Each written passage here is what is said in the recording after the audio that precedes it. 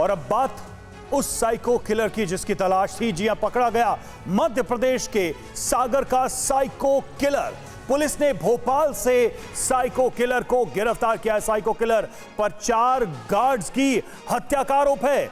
बाहर सोने वाले गार्ड्स की सिर फोड़कर हत्या कर देता था। मोबाइल और पैसे के लिए गार्ड्स की हत्या करता था। सागर में 3 और भोपाल में 1 हत्या करने का इसके ऊपर आरोप है। सीसीटीवी और मोबाइल लोकेशन के आधार पर इसकी गिरफ्तारी हुई है। तो पुलिस ने आखिरकार इस सीरियल किलर को गिरफ्तार किया है। और ये जो तस्वीरें हैं आप देखिए, उसी सीरियल किलर की तस्वीरें सीसीटीवी कैमरे में कैद। आपको बताएं कि 4 हत्याओं का आरोप है इस साइको किलर पर। सागर में और भोपाल में 2 जगहों पर इसने वारदात को अंजाम दिया। जानकारी यह है कि सागर में 3 और भोपाल में 1 व्यक्ति की इसने हत्या की थी। सीसीटीवी और मोबाइल लोकेशन के आधार पर लगातार इसकी तलाश की जा रही थी और आखिरकार इसे गिरफ्तार कर लिया गया है। यह भी जानकारी मिल रही है कि गार्ड्स को निशाना बनाया था इसने, मोबाइल और पैसे के लिए उनकी हत्या कर दी थी।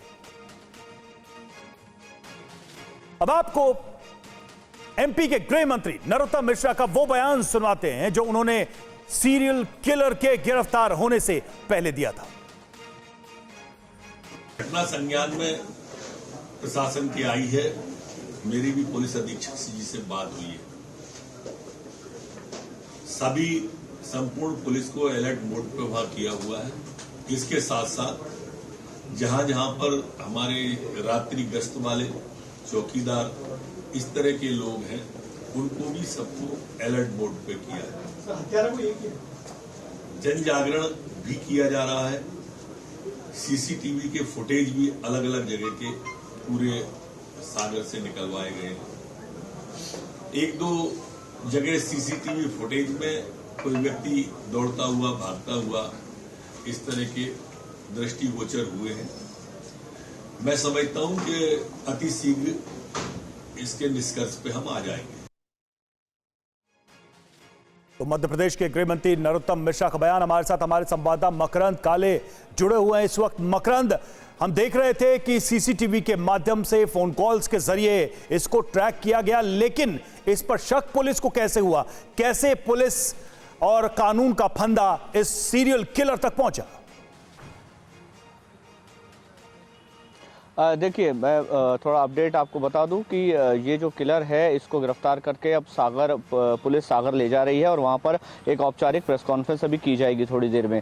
जो शिनाख्त हुई या जो आइडेंटिफिकेशन हुआ वो इस आधार पर हुआ कि जिस गार्ड की इसने हत्या की थी उसका मोबाइल इसके पास था और रास्ते में इसने 2 जगह लोकेशन पे उस फोन को ऑन किया था। तो उसके आधार पर ही लोकेशन ट्रेस की जा रही थी। साथ ही साथ सार्वजनिक स्थानों पर पूछताछ के बाद ये आइडिया हुआ कि ये आदमी भोपाल में हो सकता है। सागर पुलिस की एक टीम भोपाल में थी और देर रात अचानक जब एक हत्या की सूचना मिली और वो हत्यारा भी जो हत्या हुई वो भी एक गार्ड की हुई, तो इसके बाद भोपाल पुलिस और सागर पुलिस दोनों एक्टिव हो गए और इस व्यक्ति को कोहे फिजा से गिरफ्तार किया गया। संदिग्ध ये था ही जब और कड़ाई से पूछताछ की गई तो इसने अपना जुर्म कबूल कर लिया।